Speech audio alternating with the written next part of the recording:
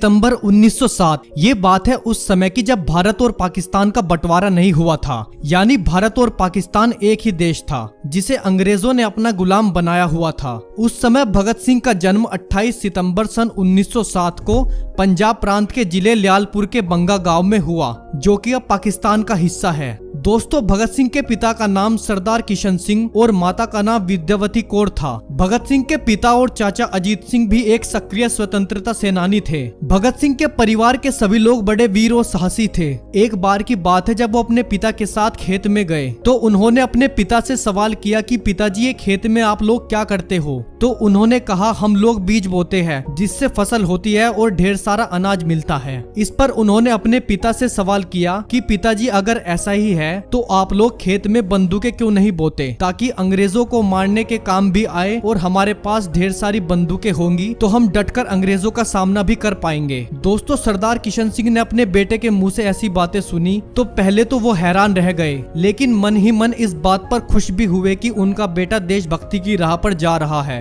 भगत सिंह जैसे जैसे बड़े होते गए, उनके दिल में देशभक्ति की भावना बढ़ने लगी। 13 अप्रैल सन 1919 यह वो दिन था जिस दिन कुछ ऐसा हुआ जिसने भगत सिंह के दिल और आत्मा को झिझोड़ कर रख दिया और उनके मन में अंग्रेजी हुकूमत के खिलाफ आक्रोश भर दिया, क्योंकि इस दिन भारत के इतिहास का सबसे क्रूर नरसंहार हुआ था। दोस्तों, ये घटना थी पंजाब प्रांत के अमृतसर के स्वर्ण मंदिर के निकट स्थित जलियांवाला बाग में हुए हत्याकांड की, जिसमें अंग्रेज अधिकारी जनरल डायर ने रोलेट एक्ट के विरुद्ध में हो रही एक सभा पर बिना किसी चेतावनी के भीड़ में खड़े मासूम लोगों पर फायरिंग करा दी और इस घटना में 1000 से भी ज्यादा लोग मारे गए थे। और जब भगत सिंह ने इस घटना के बारे में सुना तो वो लगभग 20 किलोमीटर पैदल चलकर घटना वाली जगह पर पहुंच गए और वहां पहुंचकर जो उन्होंने देखा वो बहुत ही दर्दनाक था। और उस दिन से उन्होंने उन सभी शहीदों का बदला लेने की ठान ली और खून से सनी हुई मिट्टी मुट्ठी में भरकर घर ले आए। और उस समय उनकी उम्र सिर्फ 12 साल थी। 1 अगस्त 1920 ये वो तारीख है जब महात्मा गांधी ने असहयोग आंदोलन शुरू किया, जिसके अनुसार उन्होंने कहा कि कोई भी हिंदुस्तानी ब्रिटिश सरकार का साथ न दे,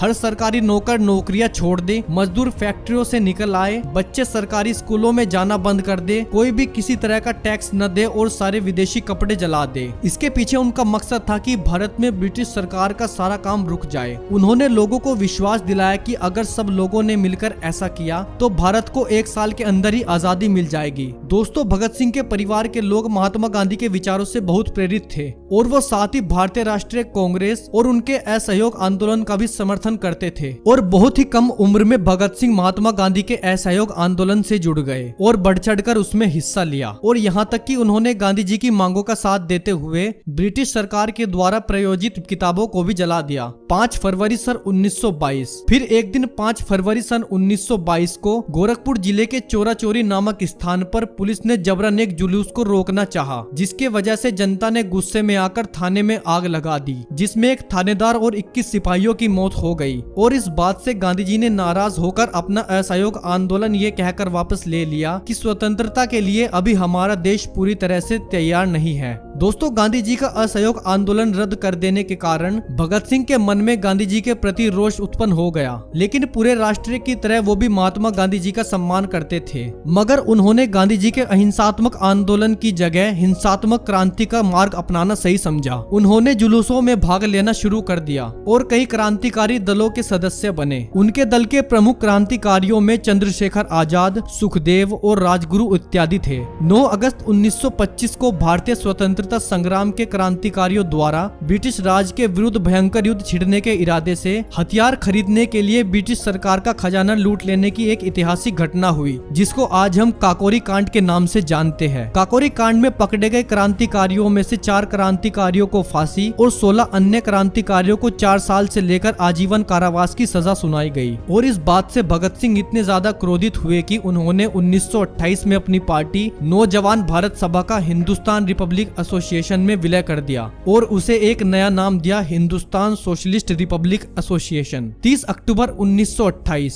ये वही साल था जिसमें साइमन कमीशन के बहिष्कार के लिए भयंकर प्रदर्शन हुए। 30 अक्टूबर 1928 को उन्होंने लाहौर में साइमन कमीशन के विरुद्ध एक विशाल विशाल प्रदर्शन में हिस्सा लिया, जिसके दौरान हुई लाठीचार्ज में लाला लाजपत राय जी पूरी तरह से घायल हो गए। दोस्तों, उस समय लाला लाजपत राय जी ने कहा था कि मेरे शरीर पर पड़ी एक एक लाठी ब्रिटिश सरकार के ताबूत में एक एक कील का काम करेगी। 17 नवंबर 1928 को इन्हीं चोटों की वजह से लाला लाजपत राय जी का देहांत हो गया और लाला लाजपत राय जी की मृत्यु होने से पूरा देश गम में डूब गया। लेकिन भगत सिंह और उनके साथियों ने अंग्रेजी सरकार को सबक सिखाने के लिए स्कॉट को मारने की योजना बनाई, जो कि ब्रिटिश सुपरिंटेंडेंट ऑफ पुलिस था। 17 दिसंबर 1928 को करीब 4:15 बजे लाहौर कोतवाली पर भगत सिंह, राजगुरु, जयगोपाल और चंद्रशेखर आजाद तैनात हुए और स्कॉट की जगह सॉन्डर्स को देखकर उसे मारने के लिए आगे बढ़ गए, क्योंकि सॉन्डर्स भी उस जालिम हुकूमत का एक नुमाइंदा था। और फिर भगत सिंह और राजगुरु ने मिलकर सॉन्डर्स की गोली मारकर हत्या कर दी और वहां से भाग निकले और इस तरह इन लोगों ने लाला लाजपत राय जी की मौत का बदला ले लिया। और दोस्तों, यह वही घटना थी जिसके बाद भगत सिंह ने अपने बाल और दाढ़ी भी काट दी थी ताकि उनको कोई पहचान न पाए। 8 अप्रैल 1929 ब्रिटिश सरकार को भारत के आम आदमी, मजदूर, छोटे व्यवसाय और गरीब लोगों के दुख और तकलीफों से कोई लेना देना नहीं था। उनका मकसद सिर्फ भारत देश को लूटना और भारत पर शासन करना था। अपने इसी नापाक इरादे के साथ ब्रिटिश सरकार मजदूर विरोधी बिल पारित करना चाहती थी, लेकिन भगत सिंह, चंद्रशेखर और उनके दल को ये बात मंजूर नहीं थी कि देश के आम इंसान, जिनकी हालत पहले से ही गुलामी के कारण बहुत खराब थी, वो और खराब हो जाए। और इसी बिल पर विरोध जताने के लिए भगत सिंह और उनके साथी बटुकेश्वर दत्त ने दिल्ली के केंद्रीय असेंबली में 8 अप्रैल 1929 को बम फेंके। दोस्तों, वहाँ बम फेंकने का मतलब किसी की जान लेना नहीं था, बल्कि ब्रिटिश सरकार को अपनी बेखबरी भरी गहरी नींद से जगाना और बिल के खिलाफ विरोध जताना था। और इसीलिए असेंबली में फेंके गए बम बड़ी सावधानी से खाली जगह का चुनाव करके फेंके गए थे और उन बमों में कोई जानलेवा विस्फोटक नहीं इस्तेमाल किए गए थे। बम फेंकने के बाद भगत सिंह और उनके साथी बटुकेश्वर दत्त ने इनकलाब के नारे लगाते हुए स्वयं अपनी गिरफ्तारी कराई, क्योंकि भगत सिंह ने दृढ़ निश्चय कर लिया था कि उनका जीवन इतना जरूरी नहीं है जितना कि अंग्रेजों का भारतीयों पर किए जा रहे अत्याचारों को विश्व के सामने लाना। गिरफ्तार होने के बाद भगत सिंह और बटुकेश्वर दत्त को जिस जेल में रखा गया, वहां भगत सिंह ने देखा कि वहां रखे गए अंग्रेज और भारतीय कैदियों में बहुत भेदभाव किया जा रहा है। भारतीय कैदियों के लिए वहां सब कुछ बहुत दुखदायी था। जेल प्रशासन द्वारा उपलब्ध कराए गए वर्दियां बरसों से नहीं बदली गई थी। रसोई और भोजन चूहे और कॉकरोच से भरे रहते थे। पढ़ने और लिखने के लिए अखबार और कागज नहीं दिए जाते थे, जबकि उसी जेल में अंग्रेज कैदियों को सारी सुविधाएं मिलती थी। ये देखकर भगत सिंह ने कहा कि कानून सबके लिए एक है और उन्होंने यह निर्णय लिया कि जब तक उनके साथ इंसानों जैसा व्यवहार नहीं किया जाता, खाने लायक खाना, साफ सुथरे कपड़े, पढ़ने के लिए किताबें और अखबार, लिखने के लिए कागज और पेन नहीं दिए जाते, तब तक वो खाना नहीं खाएंगे। जून 1929 यहाँ से सफर शुरू होता है उनकी भूख हड़ताल का, जिसमें बटुकेश्वर दत्त ने भी उनका साथ दिया। उन दोनों की भूख हड़ताल तुड़वाने के लिए अंग्रेज अफसरों ने उन पर ऐसे जुल्म ढाए जिसकी कल्पना करके भी रूह कांप जाती है। उन्हें घंटों तक बर्फ की सिलियों पर लेटाकर कोड़ों से पीटा जाता था। जबरदस्ती उनके मुंह में दूध डालने की कोशिश की जाती, लेकिन वो अपने हौसलों के इतने पक्के थे कि एक भी बूंद अपने शरीर में नहीं जाने दी। और दूसरी तरफ उनके साथी क्रांतिकारियों को भी गिरफ्तार कर लिया गया और कुछ दिन बाद भगत सिंह को लाहौर जेल में शिफ्ट कर दिया गया, जहां उनके बाकी साथियों को भी रखा गया था। और भगत सिंह की भूख हड़ताल देख के उन सब ने भी भूख हड़ताल करना शुरू कर दिया, जिसमें सुखदेव, राजगुरु, जतिंद्र नाथ दास और अन्य सभी क्रांतिकारी शामिल थे। और उनके साथ भी ब्रिटिश सरकार ने वही सलूक करना शुरू कर दिया। यहाँ तक उनको कई दिनों तक पानी भी नहीं दिया जाता। उनके पानी के घड़ों में पानी की जगह दूध रख दिया जाता था, जिससे कि वो अपनी भूख हड़ताल तोड़ दे। लेकिन न जाने वो किस मिट्टी के बने थे, वह कमजोर नहीं पड़े। और 13 सितंबर 1929 को जेल में भूख हड़ताल के कारण एक महान स्वतंत्रता सेनानी और क्रांतिकारी जतिंद्र दास की मृत्यु हो गई। उन्होंने 63 दिनों तक कुछ नहीं खाया था, लेकिन उनकी भूख हड़ताल अटूट रही। उनके मौत के सदमे ने पूरे भारत देश को हिला दिया और आखिरकार ब्रिटिश सरकार को उनके जिद के सामने अपने घुटने टेकने पड़े और भगत जी की सारी शर्तों को मानना पड़ा। 5 अक्टूबर सन 1929। और क्या आप जानते हैं कि भगत सिंह और बटुकेश्वर दत्त ने अपनी भूख हड़ताल पूरे 116 दिन के बाद 5 अक्टूबर 1929 को तोड़ी थी। और भगत सिंह का वजन 60 किलो था। इस भूख हड़ताल के बाद उनका वजन 6 किलो तक कम हो गया था। 26 अगस्त 1930 को अदालत ने भगत सिंह को भारतीय दंड संहिता की धारा 129, 302 और विस्फोटक पदार्थ अधिनियम की धारा 4 और 6F और IPC की धारा 120 के अंतर्गत अपराधी सिद्ध किया। 7 अक्टूबर 1930 को अदालत के द्वारा फैसला सुनाया गया, जिसमें भगत सिंह, सुखदेव और राजगुरु को फांसी की सजा और सभी अन्य क्रांतिकारियों को आजीवन कारावास कारावास की सजा सुनाई गई। 23 मार्च सन 1931 फांसी का दिन। फांसी देने का दिन सुबह 24 मार्च 1931 को रखा गया था, लेकिन भारतीय जनता में भगत सिंह की फांसी को लेकर काफी आक्रोश भरा हुआ था, इसलिए अंग्रेजों ने उनको 23 मार्च 1931 को ही फांसी देने का फैसला किया। और जब जेल के अधिकारियों ने भगत सिंह को ये सूचना दी कि उनकी फांसी का वक्त आ गया है, तब वो एक किताब पढ़ रहे थे, तो उन्होंने कहा, ठहरिए, पहले एक क्रांतिकारी दूसरे से मिल तो ले। फिर पुस्तक रखकर 1 मिनट बाद बोले कि अब चलो। फांसी पर जाते समय भगत सिंह, सुखदेव और राजगुरु तीनों मस्ती में गाना गा रहे थे और फांसी के तख्तों पर खड़े होकर उन्होंने जोरदार इनकलाब जिंदाबाद के नारे लगाए। वो लोग बहुत खुश थे क्योंकि वह देश के लिए अपनी कुर्बानी देने जा रहे थे। और 23 मार्च 1931 की शाम को करीब 7:33 पर भगत सिंह, सुखदेव और राजगुरु को फांसी दे दी गई और भगत सिंह, सुखदेव और राजगुरु हमेशा के लिए अमर हो गए। दोस्तों, जरा सोचिए कि जिस आजाद देश की सुरक्षित हवा में हम सांस ले रहे हैं, उसके लिए इन सपूतों ने कितनी बड़ी कुर्बानी दी है।